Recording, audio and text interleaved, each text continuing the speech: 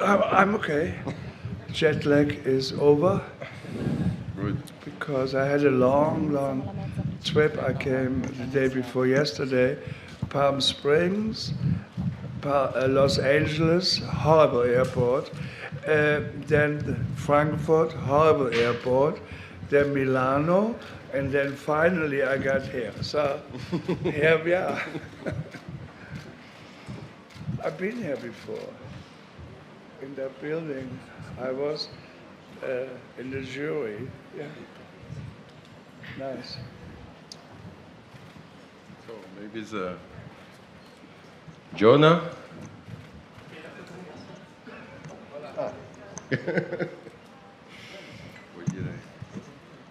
I just wanted to welcome Udo and Olivier. They're both dear friends of the festival, and I thank them both for being here. And I'm sure there is a great many stories that can be shared and told and transmitted as legends for the filmmakers of tomorrow. So enjoy the conversation. Thank you for being here. Thank you, Jonah. Thank you, Udo Kier. Thank you, thank you. Thank you to the audience of the festival. So we will do this conversation in English. It's going to be filmed by Arte. And thank you, Jonah, for this invitation also to Arte, because you will have this conversation on Arte website in a few months after editing it. And well, we saw last night, before making the beautiful journey into Udo Kier, long and rich and fascinating filmography, we will maybe start with the film we saw last night, My Neighbor Adolf, on the Piazza Grande. You probably saw the film. And of course, I will be curious to know, Udo, what did you like in this project? Why were you attracted by it? What was the challenge to play this character? Well, for actors, it's always the script first. So they sent me the script, and I read it twice, and I said to myself, it's okay. And then I wanted to meet the director, of course. So the director, Leon, came from Paris, because I wanted to see if you're on the same level. If you have the same idea. And we did. And then I made the movie. And for me, it was a tragedy of comedy. It is playing somebody which could have happened, like double of Adolf Hitler. And by the way, there is a TV show coming out called Hunters with Al Pacino, and it opens in America on the 16th of December. And I play a man who is 94 years old and lives with his wife in Argentina, and I am Adolf Hitler. So that's the difference. When you're German and you go to America, it's always Nazi. And the thing is, to play evil, you have to be good. You have to be a good man, and I'm a gardener, I rescue animals. And then when I go out to play an evil character like Adolf Hitler, I have fun with it. And that is the difference. If you are an evil person in life, you can never play evil, because then it becomes disgusting. But if you have, like Christoph Waltz, my colleague, for example, when he did Inglourious Bastard, he had fun. There is two ways of killing people. There is one way, you have a gun and you go bang and kill somebody. But my way would be, I have the gun in front of me and I clean my fingernails, and I say, you know, when I'm done, I'm going to kill you. Bang! Everybody says, that was evil. Same thing. It's just a delay of enjoying to be evil. It's true that it was not the first time, to say the least, that you did character related to the war, to the Third Reich, to the Adolf Hitler or Nazis. It seems to be some kind of, as you say, some fatality for German actors to your generation or maybe younger to play this kind of character. But each time you play it in a very different way, in very different approach, in very serious film, very tragic film, or even comedy, or film very weird, like, the Nazis on the moon, Iron Sky. Yeah, I was the Nazi on the moon on the dinosaurs. And the thing is, I mean, it is like, you see, in the old days, when the German actors went to America, like famous one, Hardy Krüger, there we also had to be Nazis, and they were screaming, Achtung, Achtung! So that was that time. Now, but it's, I have played, I think, Adolf Hitler about 5 or 6 times in every situation. My favorite film is called Mrs. Mittelmeier. So because the Nazis forgot Adolf in London, so Adolf dresses as an old woman and goes to the post office and has dinner with a Jewish man who invites Adolf for dinner because Adolf has nothing to eat anymore. And things like that. You see, all the films when I play Adolf Hitler, I always thought about Charlie Chaplin in The Dictator, kicking the world. And that's, I had in the film with Al Pacino now, there's 8 episodes, I'm in 6 episodes, and it's the first time where I play Adolf serious. And it took me a long time to agree that I would do that, because, and I have very nice Jewish friends. And I called them and I said, I have a question. They offer me to play Adolf Hitler, but serious. Can I do that? And they all said the same. Does he still have power? Yes.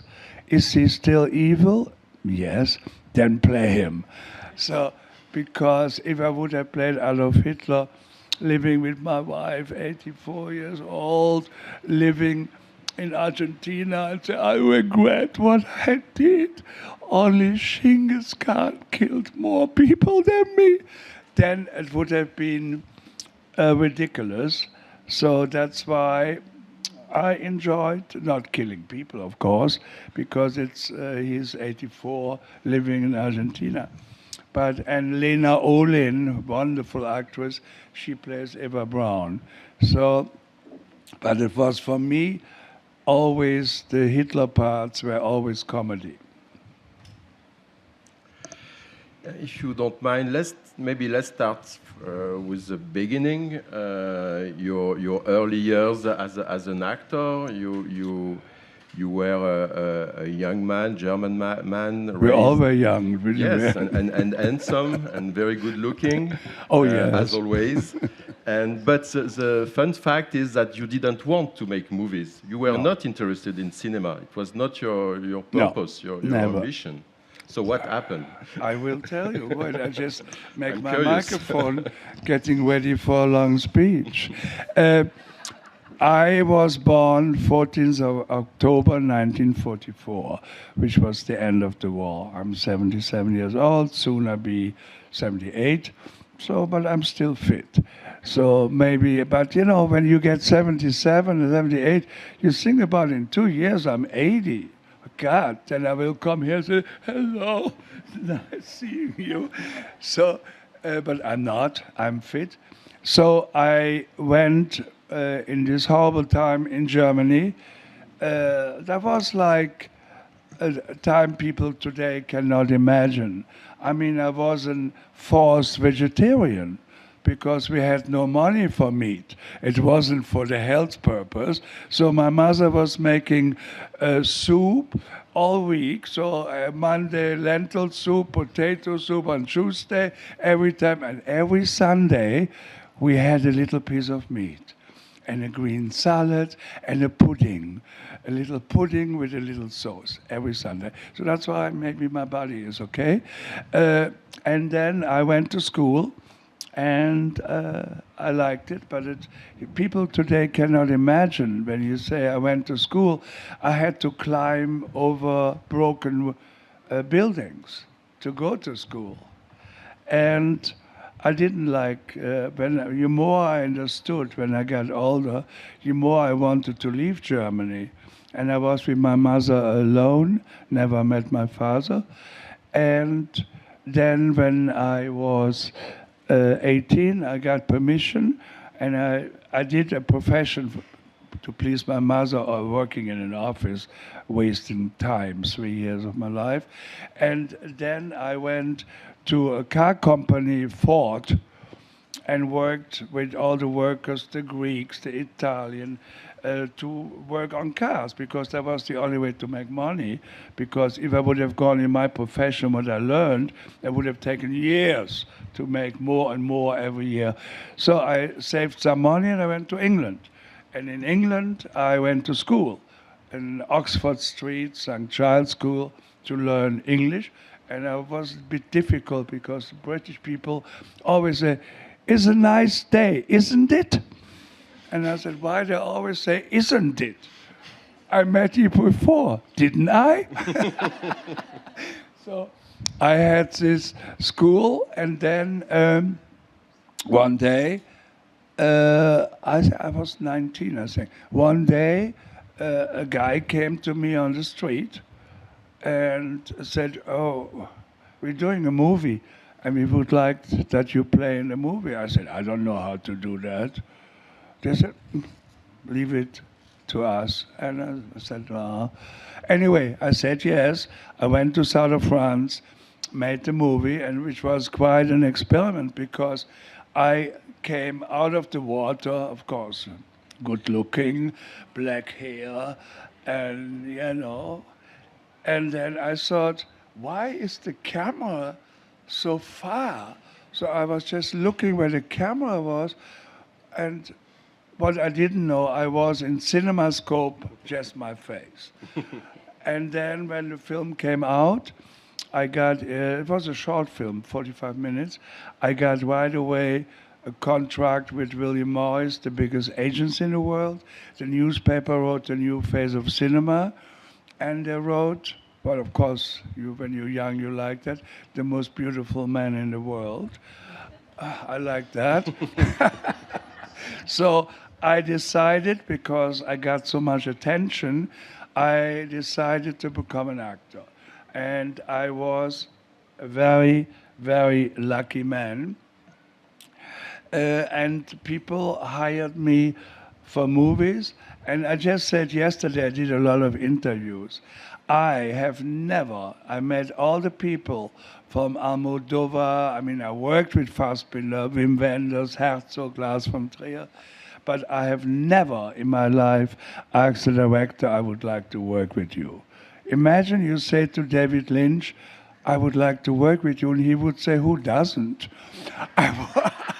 I would go under the table. I'm sorry. You don't need to ask them. They are asking you to work with them. Yes. So, but no. I had possibilities. The only way I say, also when I met Almodovar, I say, "I like your movies." But I don't say more.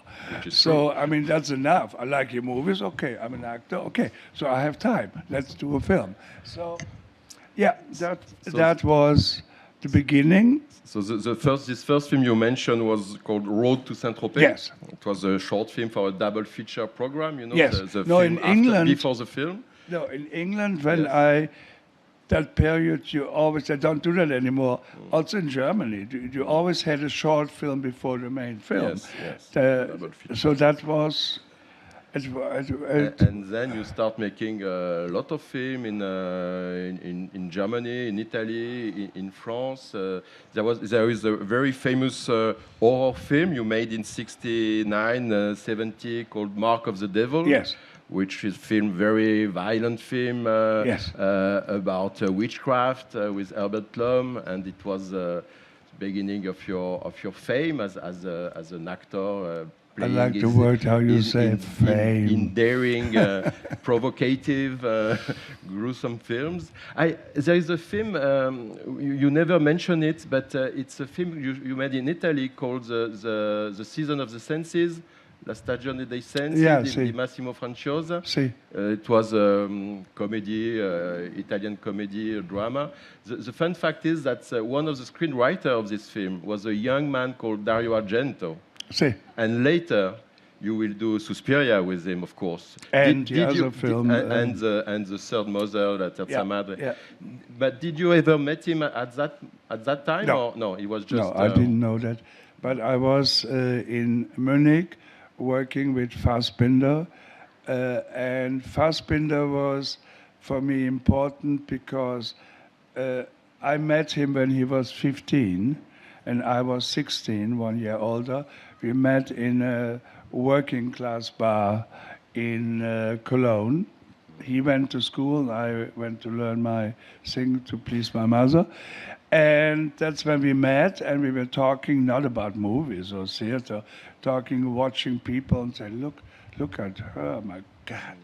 And, you know, doing normal thing, and then later, to finish Fassbinder, when I was in London, I opened a German magazine called Stern, and I opened it, and there was a double page, a face of Fassbinder, and it says, Rainer Werner Fassbinder, the genius, the alcoholic. And I thought, oh, that is Rainer from the bar. So when I went to Munich, I was acting already. When I went to Munich, we met. It wasn't so pleasant because he had already his entourage, like Hanna Schigula and all that. And he offered me a movie, and I said no. I didn't like the part, playing a boutique owner. Then he offered me the second part, Station Master's Wife. Yes. That's where I play, strangely enough, a hairdresser, who, like I just did last year. So that's when we start working together. We lived in a commune all together, and I made interesting films like Circulation with her husband of Hanna Schigula, and there was Fassbinder. Talking about Fassbinder, because yes, it's important. We have not finished with Fassbinder because I think it was important for you to work with. How was it working with him? Were you really part of his troupe, or were you a little bit apart? At the beginning, I wasn't, because he didn't want it to be remembered on the time when he met me. So, but then slowly, and I mean, I'm a lucky man. I just did an article. The headline was, "I'm a lucky man," because I work with people, like all of the people. How I met Lars von Trier. We worked with Lars. We worked 30 years, and now in Venice they show The Kingdom, where I'm the only actor in the world who has been born on screen. So that is they built this amazing body of a woman, and I was in her stomach on a piece of wood with 4 wheels, lying on my back, and had all the slime and blood over my face. And Lars von Trier said, "We cannot rehearse that because it's very expensive." The model, I said, "Oh, but don't need to rehearse. Okay, just say action." So I was in the stomach, and I heard the word action, and I tried to get out. It didn't work. I said, fuck it. So I went further back, and then I went out, and my head sticks out between the legs, and I just went like, ah! So I was born. So they called me my name was Little Brother, and I did actually. He worked 30 years, and the last episode I did about I think 4 months ago, and I was a big brother. First I was the little brother and then the big brother, and I'm very happy. It shows in Venice. I'm not going there. So that was Fassbinder on the other side, but all the directors, the good ones, I met. When we were working with Fassbinder, we were not allowed to work with Wim Wenders or Herzog, because then we would have become spies. Because if I would work with Wim Wenders and then come home to our bar with Fassbinder, he would say, "So tell me, how does he direct? How does?" So we were not allowed to do that. So nobody, you had not to wait Hanna Schigula, 20 nobody. years to work with Yeah. Herzog and Wenders, long I after the death of Fassbinder. I worked with them Yes. after Rainer. I have another unfortunately question died. about Fassbinder. So Go as ahead. you say, your first film with him was The Station Master Wife. Yeah. Bollwieser in German. Yeah. It was a film made for TV, a great film. And I notice you are credited as an actor, of course. You are one of the main parts, but also as assistant director in the credits. Well, What happened? Well, if you bring a director a coffee at the right time, you become But- an assistant. Was it really what the being assistant director of Fassbinder? What does it mean? Well, You wanted know, to be a director at that no, time? no, So- never. It's So too much why work. did you? Too much work. No. Why did he ask you to be the assistant director? Well, he didn't ask me. I mean, he just said, "Can you do this? Or can you get me this? Or call Hannah and tell her we're working an hour later, or that. So, and then they named me assistant. I didn't want to be that. And when I hate that word, assistant. When I was a helper, I didn't want credit for that. But they did it. That's the I only was- time you are credited Yes, assistant director. yes. I noticed that. And after, of course, you did The Third Generation, which is a great film. Yeah, I and like we have great look in the film. You know, you remember. You have curly hair. You have different looks. You at Yeah. the end you are travestite. Yes. And it's one of the best Fassbinder film about terrorism and this period in It was, Germany. And it you was were very in difficult for Berlin, him yes. to find the money Yes. because nobody wanted to touch. It was Schleyer Very who they touchy kidnapped, subject, yes. and they didn't want to make a movie about that, especially not the government.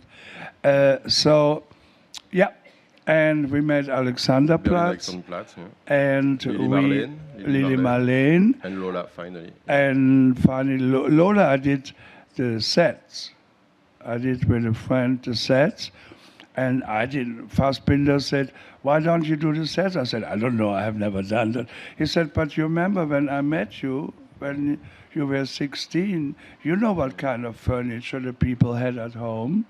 And the film takes place on that time." So I did with a friend, we did furniture, which of course I never forget. It was difficult to find good. Today I collect furniture like Seren and Eames and Arne Jacobs and all this. But that time it was so, I wanted a share, and it was so beautiful but so expensive. And Barbara Sukova had to sit in it. So I said to her, "Please, Barbara, do me a favor. This chair is so expensive and it was so difficult to get. When you sit in it, can you just appreciate it? Just go in, touch the material."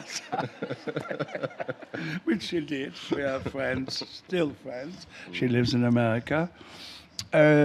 So that was also being only once. They did the furniture, and I made so many mistakes because I did the ceilings, and then of course in a film you never do the ceiling because the camera never sees the ceiling. But I had it all done much too much. Before Fassbinder, we have to mention two very important films in your career, for Flesh for Frankenstein and Blood for Dracula. You did in 73 and 74 with Paul Morrissey. Two great films, great parts. And again, it's pure coincidence if you met Paul Yes. Morrissey. Okay, story. Paul Yes. Morrissey. Wait a minute. Paul Morrissey. Okay. Paul Morrissey, I was in an airplane flying, of course, economy class, flying from Rome to Munich. And there was a man sitting next to me. And like Americans always want to know, and they say, what do you do for a living? And I said, and I had my bag there with my photographs, so my 2 fingers went in, and I said, I'm an actor. So he looked at the photographs and he said, oh, interesting, give me your number. So he put out, and I was going to give him the number, and he took out his American passport and wrote my number, my telephone number, on the last page of his American passport. And I thought, wow, I must be very interested. He must be really like me. And then I said to him, who are you? And he said, I'm Paul Morrissey. I make movies for Andy Warhol. And Andy Warhol was at that time just the beginning of coming up as an artist. Of course, today is one of the most expensive artists in the world. And okay, bye-bye, Munich airport, bye-bye.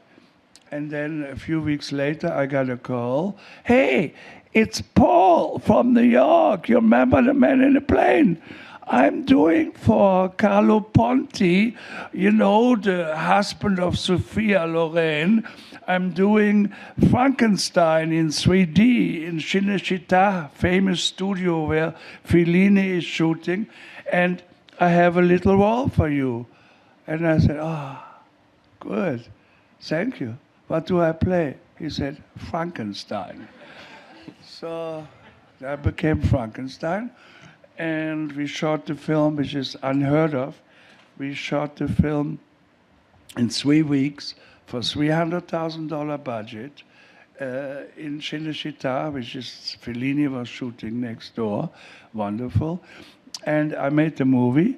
And actually the monster, the actor who plays the monster in Frankenstein, supposed to have been Dracula, because they were doing 2 films as one production.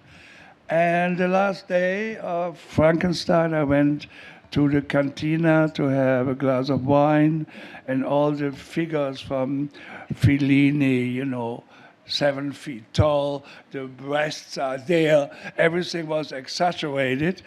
And I was sad, and I thought to myself, well, Andy Warhol said, everybody is famous for 15 minutes. My 15 minutes are done. So, cheers, Udo.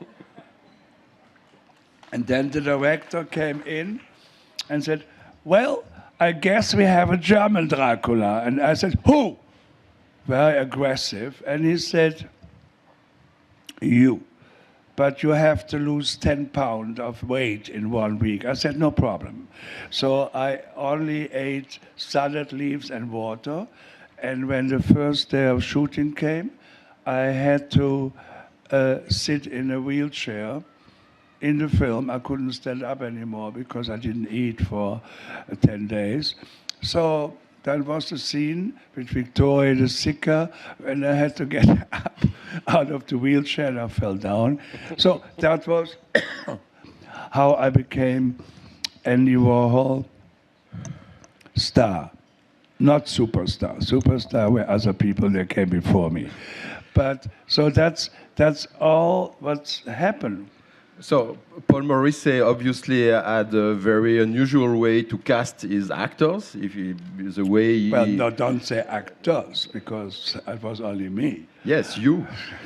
But he also I don't think that he wrote around with his passport. No, but I mean, he was coming for underground New York cinema. He did The Flash, Trash It. We were Heat, yes. Semi-pro film because he was shooting in 16, and Flash for Frankenstein was his first film shot in 35 millimeter in 3D with a correct budget and well, $300,000 for a movie. I made videos with Madonna. They were more expensive. Yeah, but at that time it was okay. But was the way he was shooting, was it also unusual, strange? Because I heard he almost had no script and was improvising a lot on the set. How did you work on these two films? Well, first, I would like to have a glass of wine. Yes, we can ask. I mean, yes. come on, I'm working. I know. Going back in my brain, in my life. Excuse me, white wine, Pinot Grigio or Sauvignon Blanc, something. Your desires are orders. Yeah. So, no, it was like Paul Morrissey said to me, well, I want that you talk to your son, but you can talk whatever you want, how he is at school, how everything goes. But at one point, you have to say, there is some things missing in my studio. Do you know who could have done that? So, which I learned how to improvise. Improvise means you can, that's how I learned it, you can do what you want, but at one point you have to have a sentence or an information you need to come forward. So that's when we did Dracula, we didn't know how it ended. So I like cooking and I like herbs. So, and then Paul Morrissey said, why don't we do tomorrow a scene where you go in the kitchen and they're making all the herbs and you say, this is good, but please, no garlic. No, because vampires don't eat garlic. So, that's what I learned from him, was to improvise. Thank you. Thank you. Thank you. That's a nice portion in my hotel. I only get it like that. Okay. So cheers. Cheers. Cheers. Cheers.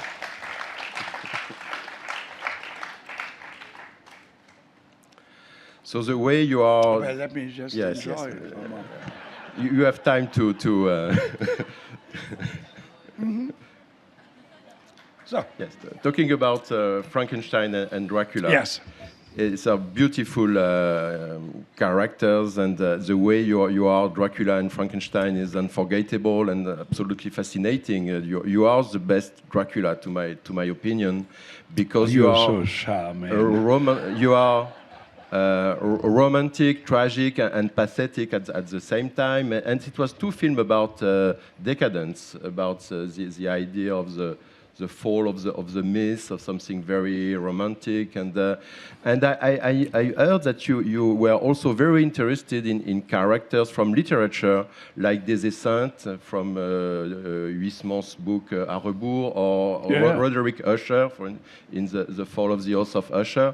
It's a pity you didn't be these characters in a film. I was Dr. Jekyll. Yes, you were Dr. Jekyll. You were Jack the Ripper. Yes, Jack. I was a great director, William Borowczyk, Polish director. Yes. It was a period when you act a lot of romantic, pathetic figure of cinema and literature. And I also you mentioned a film you liked very much, and unfortunately it's not that easy to watch. Is Narcissus and Psyche by Gabor Bodi, the Hungarian director. Yes, he's unfortunately killed himself. And the sad thing is, we made that movie, and he killed himself the same way then he directed me how I killed myself. So that was a bit sad. He was one of the most talented Hungarian director. There was Miklos Jancsó, which of course I worked with, and afterwards. And Gabor, I met him in Mannheim at the film festival. I was there with Fassbinder in the audience, and Gabor had come to me and asked me, he said, I like you, but you have to work with me. I said, okay. Then I went to Fassbinder and I said, oh, there is this Hungarian director. He asked me to work with him. And Fassbinder said, Hungarian. So we went to the final evening for the awards, and then they said, and the first prize of Mannheim goes to Gabor Bodi. And I said, Fassbinder, that's him. So it was interesting for me because he invited me to Budapest, and it was the first time I was confronted with socialism and communism, the thoughts. And I went there, and it was interesting. I mean, very hard at that time to get into the country. I mean, you had to change money for every day. You had to give exactly where you're staying, how long you're staying. So I start working with him, Gabor Bodi. The film was, we shot for 1 year. 1 year, I mean, you can only do that, obviously, under socialism or communism because the government was financing the movie. So we shot for 1 year, and was very, I play a poet, and the main girl, Psyche, actress Adriani from Madrid, and we were lovers, but and I'm a poor writer, and she always comes and brings me money. Anyway, it's too complicated the story. So I did this film for a year, yes. Because there was a long version for TV No, that was not the director wanted, because he was really artistic and wonderful. He wanted the 4 seasons. He wanted on my grave that the flowers come out, and they planted a camera for 1 year on my grave. So, and I think the camera took every day 1 picture. So at the end you see the flowers opening up, and then the sun comes and they die. And so he wanted, you can only do it in the country like that. And he did. That's why it took 1 year to get the 4 seasons. Wonderful director. Hello. That will be great to discover this film again, and I'm sure that will be A good opportunity. Very good cameraman, Hildebrand. Good. And one of your first contact with the new generation of German filmmakers, a little bit before Fassbinder, was with Werner Schröter. You did Goldflocken with him. Do you remember? Goldflöckchen. Goldflocken, bitte. Not Froschen. Flocon d'or, flocon d'or, flocon d'or. No. How you pronounce it? My German is very bad. Goldflöckchen. Goldflocken. Yeah. Yeah, if you go down at the end, it passes. Yes. And Werner Schröter was in Germany at that time. There were only a few directors: Fassbinder, Schlöndorff, Herzog, and Wim Wenders. And Werner Schröter was the most intellectual one, who had crazy ideas of doing opera. He liked Maria Callas. So Callas was, but then he used also Caterina Valente as another one, which was modern Schlager and opera. So we made 1 film together, yes, and unfortunately, my God, when you get 77, you all say, oh, he died, hello. Oh, he died, hello. So they all died. Yep. So Goldflöckchen. Goldflocken. Yeah. Okay. Let's talk, if you want, about Lars von Trier. Yes.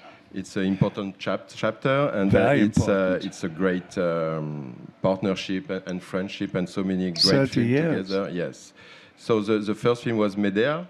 Yeah. For TV. But let me say how I met him. Yes, please. Because I'm here to talk. So don't talk. I want to enjoy my wine. I won't talk anymore. Yes.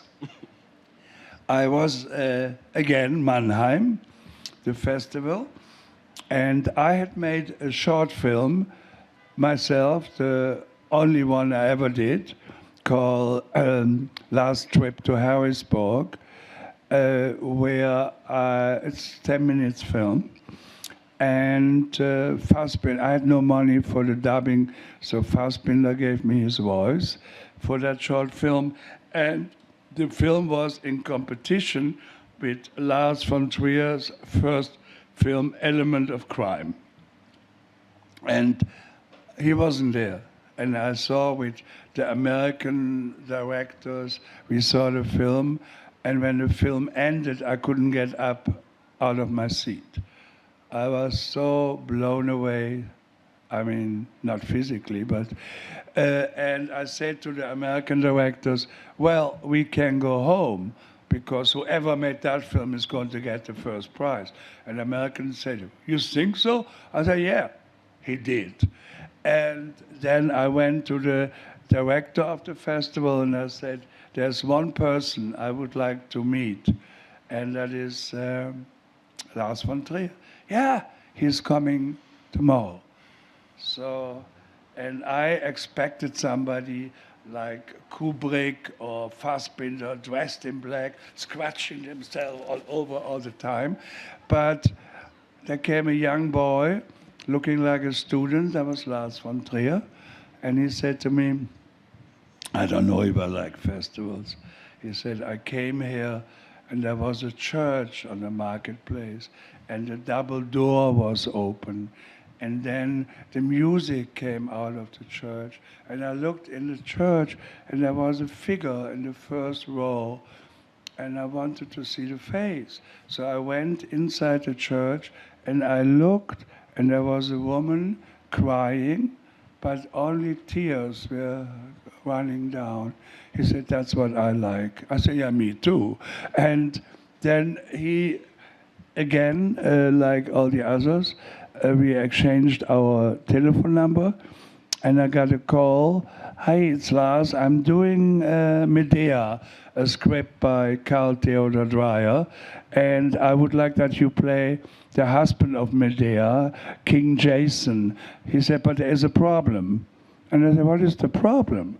He said, you don't look like a Vikinger. He said, please don't shave for 1 month, don't wash your hair, and come to Copenhagen because I have to sell you as the king of the Vikingers. So I looked quite strange and smelled strange. So I went on the plane, went to Copenhagen, and I got the part. And that was the first work we did together. And then he said to me, my wife is getting the baby, I want that you be the godfather. And I said, okay. And he said, it's not for the gifts, for Christmas and school days, but if my wife and I die tomorrow in a car accident, you are responsible for my child. Look, my hair is standing up. And I said, wow, that's a compliment, because in Germany it's just for the gifts. You know. So I became the godfather, and I was a good godfather. And for her 21st birthday, she got an invitation from me around America. So she went to New York, rented a car with a girlfriend, and they went all through America to finally visit me in Palm Springs, where I live. I live, by the way, in a former library, and just library. And so that's, we made all the films together, like Breaking the Waves, or, I mean, important films, Dogville, and he and all the actors want to work with him. I mean, we made movies, we all got the same money. We all got the same trailer, which was almost like a container, but we had dinner, self-service, but they were on the dinner Lauren Bacall, Ben Gazzara, James Caan, Nicole Kidman, Udo Kier. And then at one point, the director comes up the stairs, looking at us, and he said, and one thing you have to remember, don't act. And with somebody, I don't say who, a woman went with her shoulder like that, and she said, I don't act. And he said, what is the shoulder? Why is the shoulder coming forward? So I love him because, you know, and it was totally misunderstood. Cannes, well, I was sitting next to him basically at the press conference. He's not a Nazi, of course not. But that was misunderstood. because he said in Cannes, my mother told me before she died that my father was German, so I'm a Nazi. But what he meant is that all Germans are Nazis, not. So there was a misunderstanding in Cannes, which was a big thing in Cannes because he had to say sorry. And the Rothschild family, the rich bankers, they were giving a party for us. They cancelled, and they demanded that he goes in front of the press and say sorry. And the festival director was forced to call him persona non grata. That was it. So he can go now to Cannes, but not in competition. So he had films in Cannes. So, my God, I talk a lot. What is next? And it's a good transition about my next question, because I would like to mention a Lars von Trier film, which I like very much. It's a second feature you made together called Epidemic. Because if I should keep one sequence of all your work, I think I will choose this incredible sequence when Lars, it's a kind of experimental film, let's say. Lars and a friend are visiting you, and they say, how are you, Udo? And you say, my mother just died. Yes, and she told me a story. When my mother was pregnant, and she, it's not a story, it's reality. And my mother was pregnant, and she went to the hospital, and I was born. And then the nurse collected all the newborn babies to clean them, wash them. And my mother said, oh, could I have him a little bit longer? And they said, yes. So my mother told me, then she put all the babies on a table, and then the alarm came, bombing started happening, and the whole wall came down, and the nurse my mother told me, the nurse threw herself over all the babies, everybody dead. And my mother was lucky because her bed was in a corner of the room, so she was more protected by the architecture. And then she was holding me with one arm in the darkness, and with the other, she made a hole in the gravel.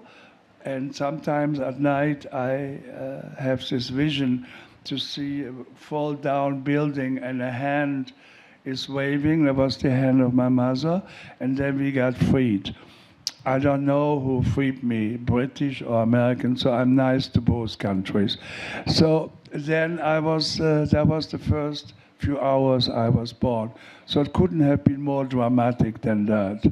So that was a true story, which Lars, I told it to Lars, and he said, let's, in the movie, tell me again the story. So that's what that's. It's a beautiful sequence. You're crying at the end after this story, and I just saw again this. I was very shocked and impressed by this sequence the first time I saw the film, and you end saying they were not about the victim of the bombing.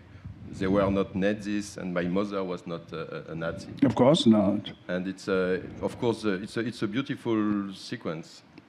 But the film was also because Lars plays in it as an actor, and it was, I wouldn't say experimental. It was an experimental film, but it was a documentary, basically.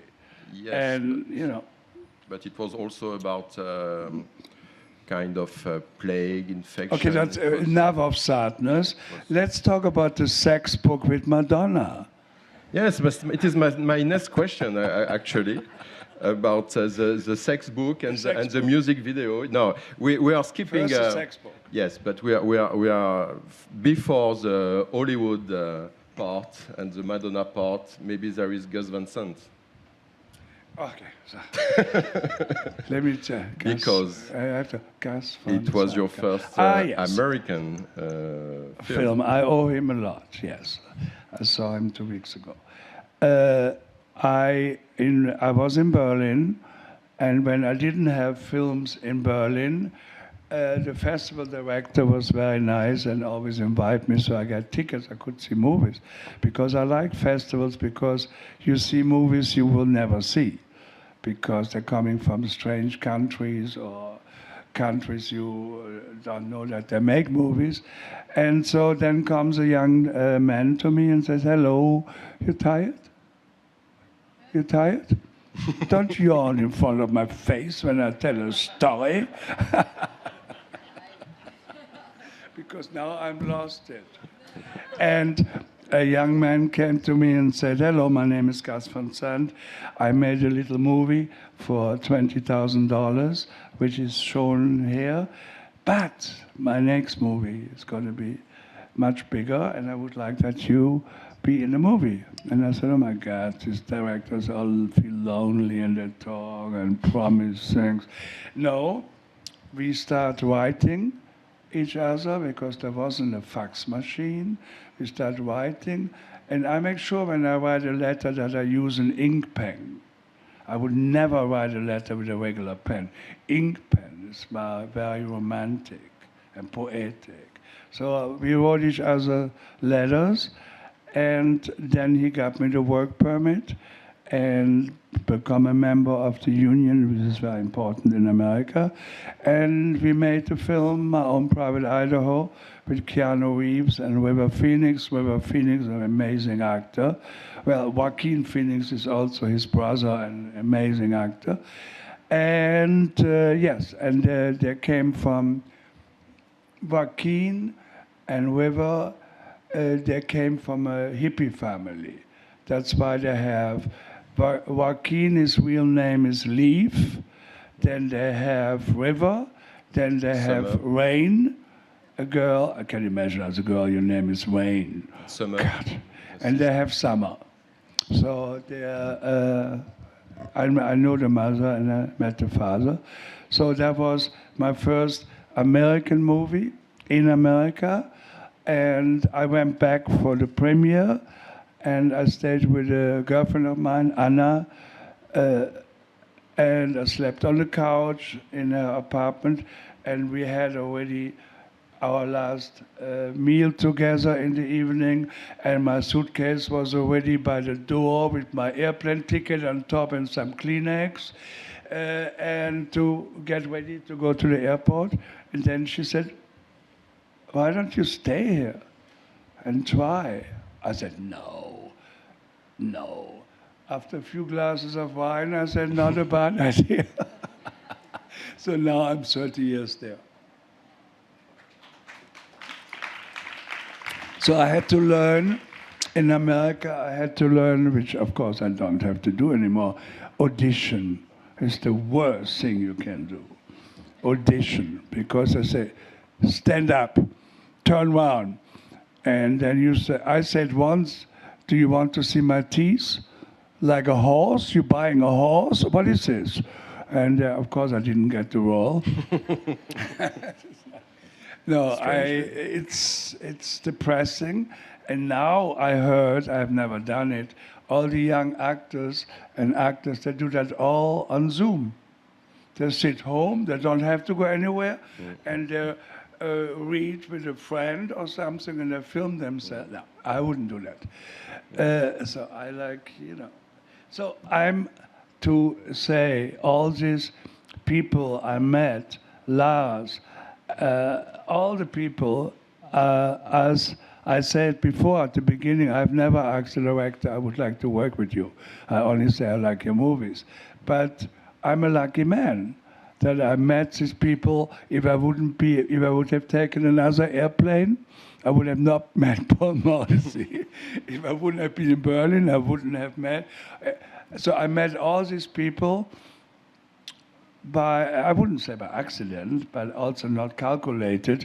I met the people, lucky man, meet them and start working with them. And the good thing is I am happy when I work with people that want to work with me again. And when yesterday I did a lot of interviews, and to one journalist he said, you made 250 movies. I said, yes, 100 films are bad, 50 you can enjoy with some alcohol, and 50 movies are good. And I think when an actor can say, "I made 50 good movies," that's good. I mean, I did with Lars 11 movies, and So that I noticed that. Wait, uploading. Yes. Sorry. Again. No, it's true. I noticed that when you did a great encounter with a great director, you did not only one film, but you did 2 films or 3 films. So you wanted to work together. Let's talk about Madonna now. My God. So people have to wake up. Maybe before Madonna, there was Pamela Anderson. Am I right? No. No. Okay. First Madonna. Madonna. Pamela came later. I was in New York.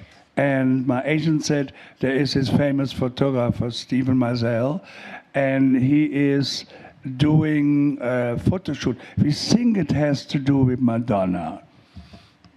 And I said, okay, I'll go there. So I went there, and I knew already on the street were 2 bodyguards. And bodyguards you always recognize right away. Their suit is too tight, and they have big necks, and the shirt is tight, so you know, bodyguard. So I went to the office, and I stepped in, and there came a young girl, no makeup, and then the photographer said, may I introduce Udo Madonna? And Madonna looked at me, and she had seen the film My Own Private Idaho, and she said, would you like to do a book with me, a sex book? I said, of course. And I recognized right away that she wanted me to play her decadent husband in a tuxedo and she in an evening dress, and we write on naked men. So we went to a sex club, a real sex club, where all the naked men working. So we start the book, photographs, and I went back to home, and I got a call from her office if I would be ready to do a hardcore. And I said, finally. So I went back to New York, and I was in a real sex club, and I went and I said to Madonna, how far can I go?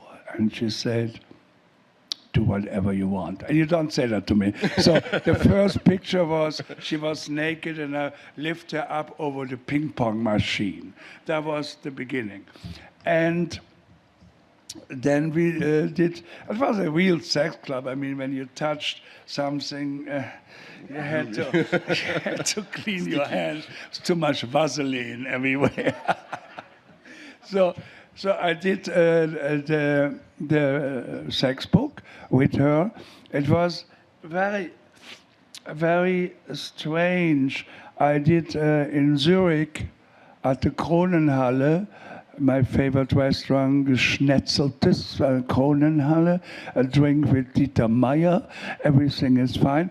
And then the journalist put out his machine, and he couldn't do it quick enough, and he said, I think it was the Neue Zürcher Zeitung, he said, when you were lying under the skirt of Madonna, how did it look? And I said, I think very organized. So he wrote the next day in the paper that I said it looked organized under the skirt of Madonna. So, and then later on, a couple of years later, the book was sold out right away. It was only $40. Now you can buy it on the internet for $2,000. And then she called, I mean, not her office, called if I would be ready to do a music video, Deeper and Deeper, and play her guru. I said, okay. So that's how, and then we never saw each other again. So that's it.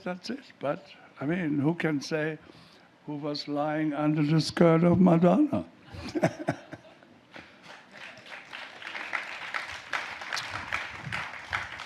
A little bit before the Madonna experience, you had another, not hardcore, but softcore experience with Story of O. It was a totally different experience? Well, yes. I was invited to Paris for the premiere of Frankenstein on the Champs-Élysées, of course. And I was staying at the Plaza Hotel, famous hotel, Avenue Athénée.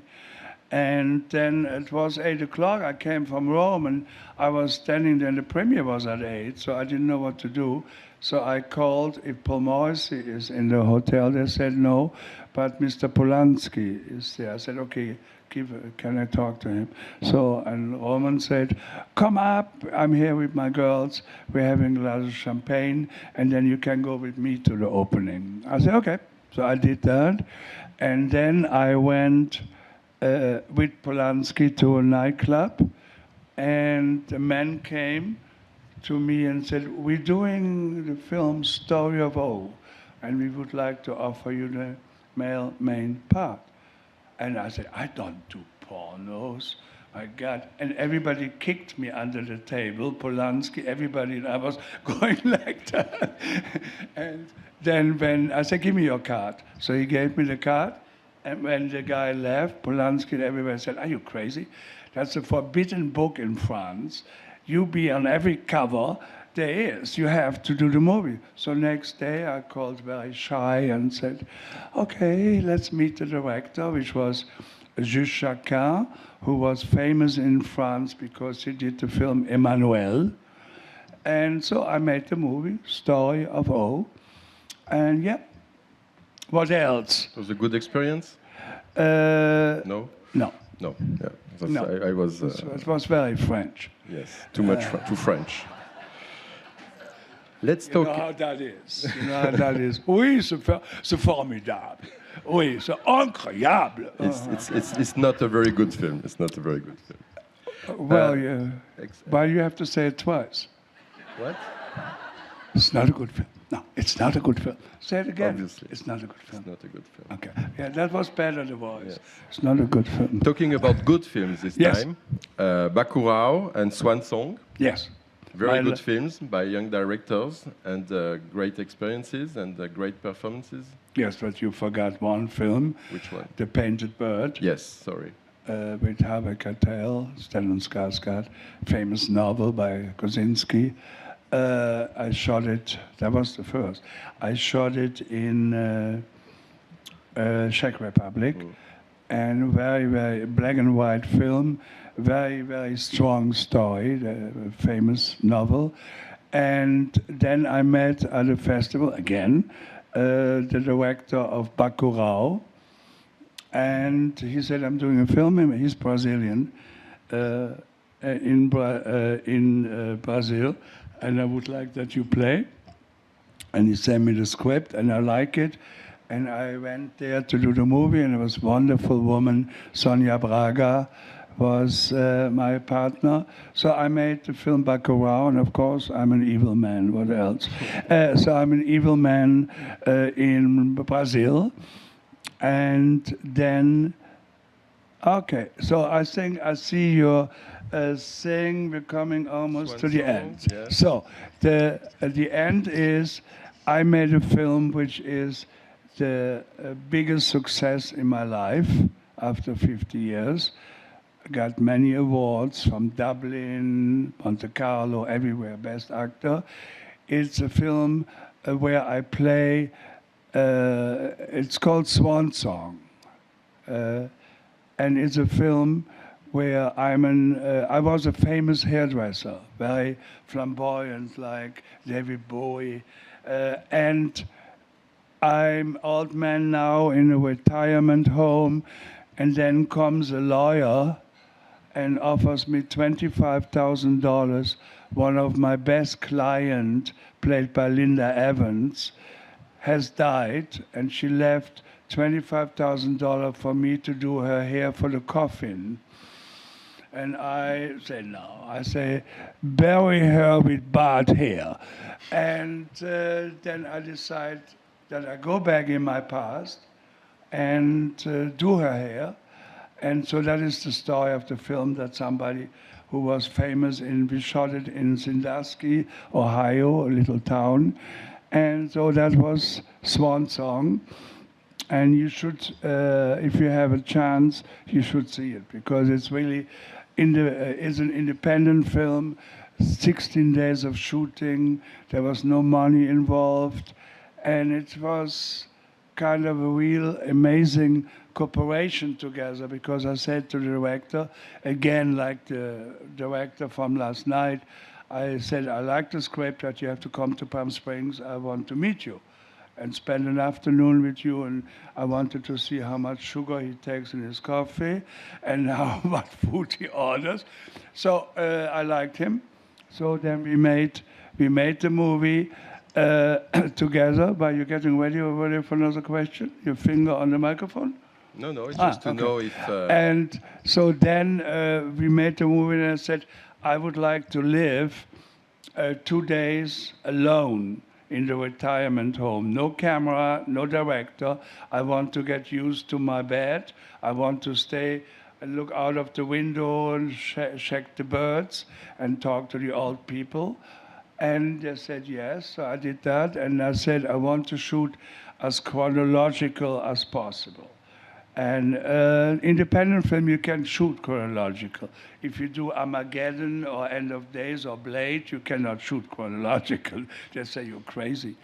So we made the movie.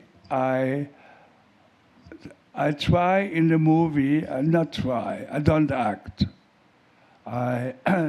Because as an actor like me, working 55 years, and luckily with good directors, you know your tricks. I know when I'm okay. And you have to learn to say important things on films with the back to the camera.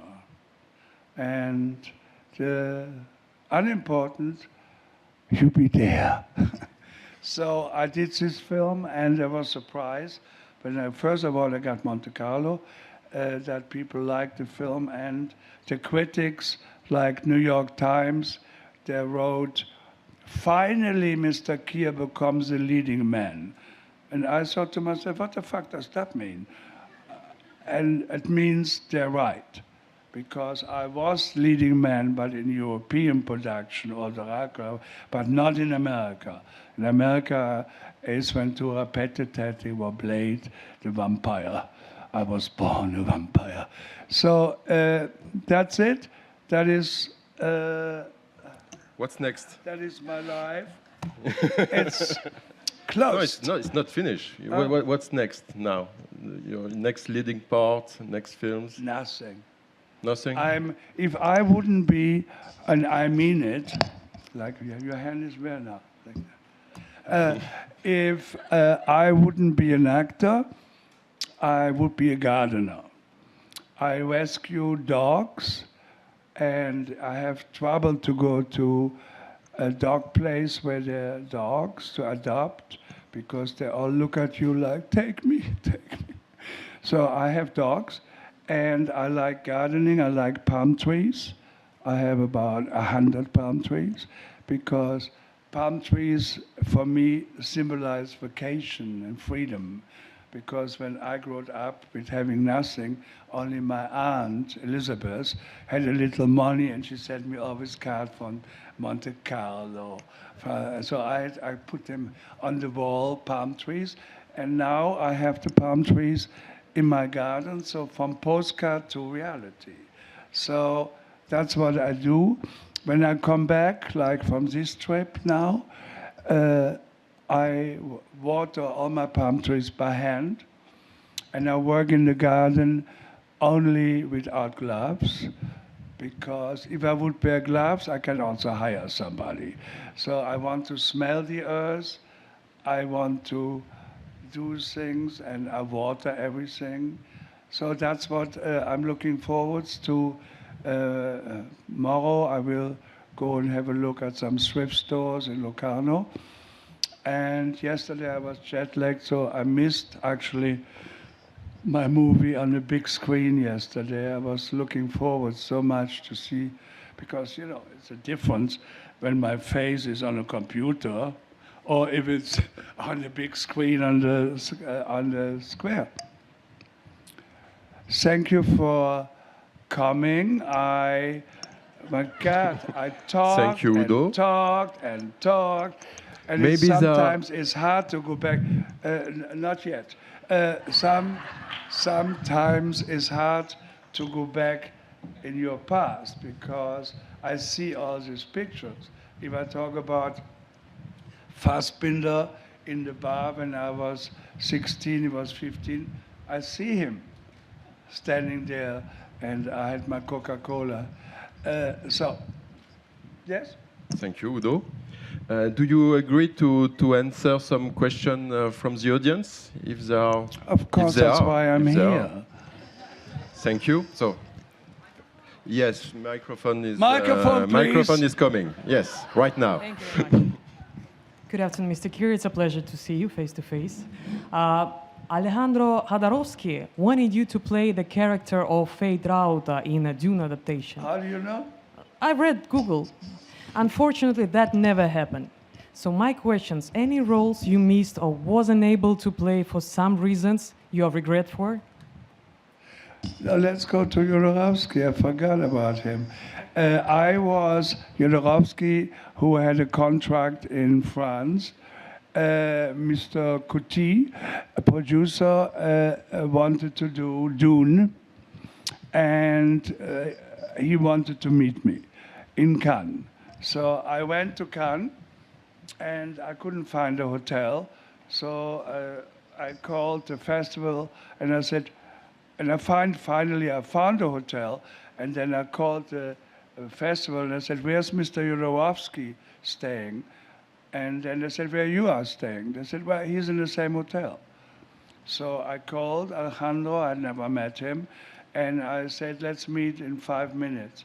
So there was in the hotel two staircases, and he came down one, I came down the others, and we were dressed the same way. And he said, congratulations, you got the part. So then he showed me all the drawings, the costume, and he had spent a lot of money already, but his cast was so much better. He wanted Salvador Dali playing the Empire, he wanted Orson Welles playing my uncle. It was really amazing. And I had seen and met him without talking to him in Italy, in Taormina for the festival. He had presented the film there, Holy Mountain, Montagne Sacrée. And so that was a dream working with him. And there was another coincidence I never forget. There was an airplane in Cannes. You know, they're doing a publicity behind they have, and it said Spermula. And I said, how the fuck? They're making now a film called Spermula after Dracula. So anyway, make the story short, then I went, we didn't do the movie because I heard later that it wasn't, that they gave it to David Lynch. And then I was back home, and I got a call, and they said there is a director, Charles Maton, who wants to meet you for his film. So I went there to La Coupole, my favorite restaurant in Paris, and I went there, and the director was sitting there, and I said, so what is the name of your film? He said, Spermula. I said, oh, no. So anyway, he said, it's not my idea, the producer. It's his only idea, and he gives the money for Spermula. So I made Spermula with Dale Haddon, a model, beautiful girl. So that was the experience. And then another thing, to your answer, question, was he gave me a script, Jodorowsky, and to find the money in Germany. And it was a circus family, and my father had cut the arm of my mother, and I give her the guarantee, as long as I live, I give her my arms. So I say that story because I tell you who it's supposed to be. And I liked the idea, and I said to Jodorowsky, who's still alive? And I said to him, so who is the woman? He said, I want Betty Davis. Look, my hair comes up again. And I thought, wow, Betty Davis in me in a movie playing her son and always being in a close-up with her face, mine, because I have to give her my arms. And then I never heard of him. I visited Jodorowsky in Paris, and he's very kind of, he watches exactly with what feet you step into his house, and everything is symbolizing, wonderful. So that was Jodorowsky, but unfortunately, it didn't happen. But he is one, and there is a documentary, I guess, where he talks about me also. That, yes, go, don't be shy. Take the mic and go. You mentioned it twice just before, that when you act, you don't act, and with your collaboration with Lars von Trier, that he came up on stage and said, don't act. Yeah. Can you maybe tell a little bit more specific, because you read a lot about him, how he works? Is it very strict? Is there a lot of room to improvise, to rehearse, or is he very secretive with his scripts, or how is the atmosphere with on set with the actors? It's very simple. When you're supposed to play that you are hungry, you don't have to go like, you just look and you think, I'm hungry, I should maybe take it. It's non-acting is the most difficult thing, because you have a script, so it is not original, your idea anyway. So to transform it, what Lars von Trier means, or other people when they say don't act, they don't want that you do it, that people see that you play. That is to do it naturally, you know? It's like you cannot rehearse something 25 times. You know, sometimes when I did the film Swan Song with Linda Evans, and there is, because she is dead in the story, but when I do the coffin, she wakes up as a symbol for a moment, and Linda Evans said, let's go to the other room, let's rehearse. So I said, okay. So we rehearsed, and she wanted to rehearse again, and again, and again. And we rehearsed, but then it was so much inside us, when we did the scene and the camera was running, there was no acting anymore. It just came out. So non-acting is, people, you know, you have to be careful. You say non-acting, people say, oh, well, you just have to be there. That's not, it's more difficult not to act than to act.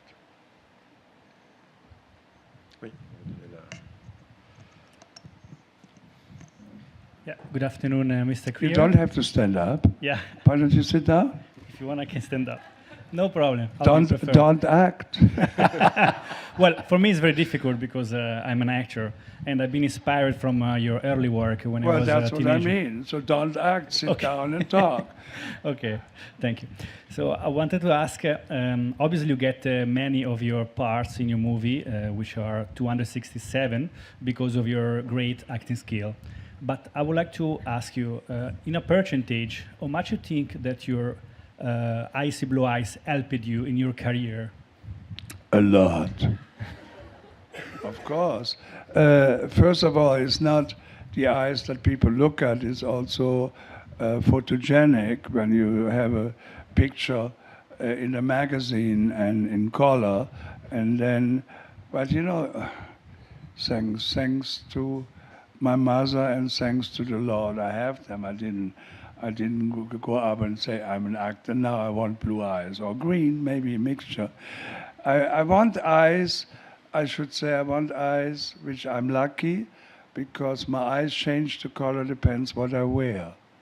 If I wear a blue shirt, really blue, my eyes become blue. If I wear a green shirt, then they become green. So, but what was the question? You need a microphone because I hear still well, but I don't. Thank you. Now the question was, how much do you think, in percentage, did your blue eyes help you to get to 267 movies? A lot. Of course, what do you think? Pamela Anderson became famous with her blonde hair and her tits.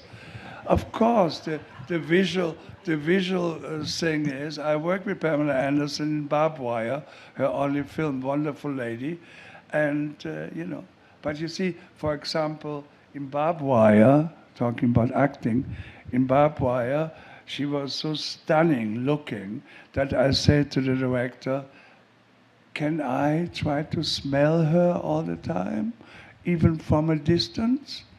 And he said, okay. So I didn't act. I saw you, Pamela, now, for example, you, and I went like,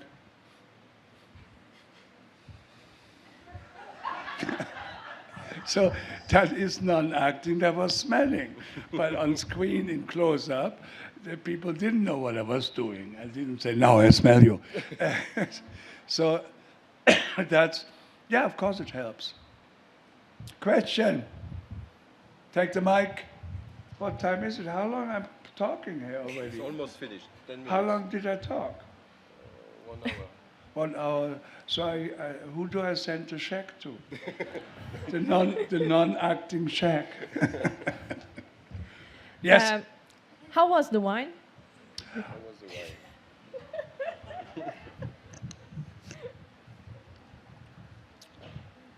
It tastes like I need some more and some ice. It got warm in 1 hour. We'll have more soon. One last question, maybe? Yes. Why last? You want to go home? You have an appointment? Another good wine? Hi. Wait. Sorry. The lady. Yes. It's very good that your lipstick is matching your dress. Yeah, I saw that. Allez-y, allez-y. Sorry, pardon. Hi, I'm here. Yeah. Hi, I'm a director. I got a couple of shorts so far, and you have a wonderful portfolio, huge. And I wanted to ask you, what are the most important characteristics in a director that you look for, or that you've had the experience with? Well, that's difficult. It's the same, what is your favorite film? That's difficult. Favorite film is the one who got the most publicity. It's, I don't know. It's not easy to answer that question.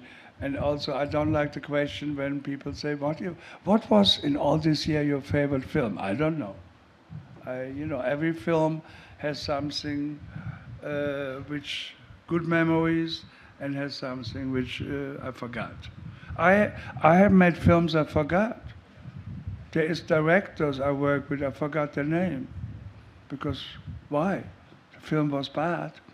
So why should I remember something? It's like eating bad food. Why should I eat bad food? Today, or you eat food which is secure. Today I had in the hotel prosciutto melone. That's why nothing can go wrong with the melon. Question. Go ahead, Mike. Yes. Thank you very much. You are famous of the roles of villains, which I know you really love Famous to play. of what? Roles of villains, pure Yeah, evil. yeah. Have you ever been offered to play an angel, insane, or just a good person? I mean, you declined it. Yes, I did also. But you see, for me, the dream would be to make a movie, be a worker at a bank, and go home, and my children are washing the car. My wife is in the kitchen cooking, and then I go to bed, and at 12 o'clock, I become the vampire. And I go and kill some innocent people. And then the next day, I sit again in the bank. So there is, as any actor, not only me, as an actor, you're trying to leave an impression. Otherwise, why you make a movie? And in my case, here talking 1 hour, in my case I'm a lucky man, I said that before, that I work with great directors who are the one who are the creative part, not me, I don't create. The directors, or not create, is wrong. I discuss it to do it together, and if something which I think would be stupid to do, I don't want to do that. So I have to find a way of, another way, not the way they wanted to. because not every director has only great ideas. There's coming also some stupid ideas. What? My turtle? Ah, that's a nice little story for the. I understood what she said. She asked me how my turtle is. I have a turtle that big, and I call him Hans Solo. So Hans Solo lives in my garden. I don't have to care about his housing. He made it himself under the, like they work like that. And every day I have 4 o'clock. He comes out, so he expects a big thing of salad, zucchini, cucumbers, all that, and I put a cup of water over it, so he gets some water. And Han Solo lives. My favorite dog is called Liza Minnelli. So Liza Minnelli, a dark dog with beautiful eyes like Liza, and so I scream, Hans! Liza! So that is my morning routine when I wake up. As I said, I live in a library, and I have a lot of books, but which is, actually, I never understand why, including myself, why people collect books. It's ridiculous. Because you buy a book, you read it or look at the picture once, maybe twice, and then for 20 years they're just standing around and you have to take the dust off. It's like, why books? So. Well, thank you. Well, thank you, and I enjoy, because it's not the first time I'm here. So I was, as I said, twice in the jury, and once I was here with a movie, Nazis and Psyche, many, many years ago. I think the first time I came here with, I had a beautiful dinner I never forget with Douglas Sirk at the restaurant at the square where on the corner, that restaurant. And I was there with Paul Morrissey, Douglas Sirk and his wife. And Douglas Sirk is, for me, somehow I'm fascinated by black and white films. It's like, Hitchcock, film, as Fassbinder said, film is shadow and light. And these people like Douglas Sirk, they use the shadows so well that somebody goes down the stairs and you see the shadow in the back. So unfortunately, they're both not with us anymore, but I am. And I get up now and I go to the bar and have a glass of Chardonnay with some ice.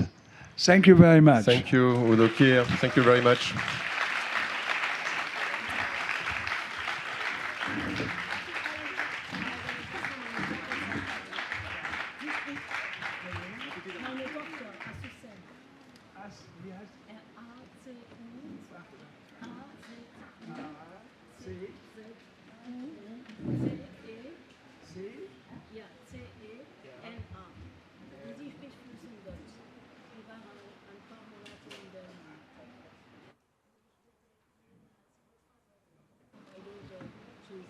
Ja, so, okay. Danke. Für wen? Was? Walter.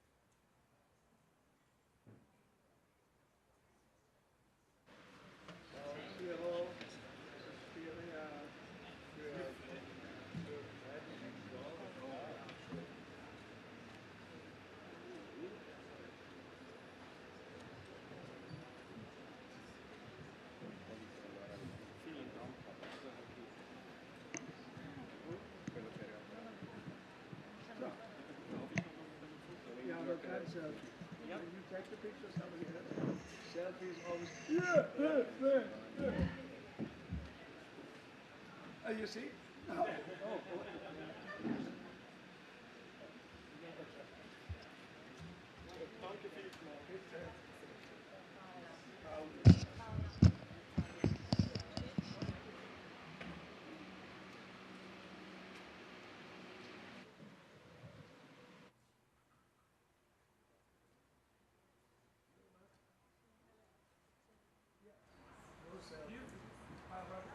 Mm-hmm.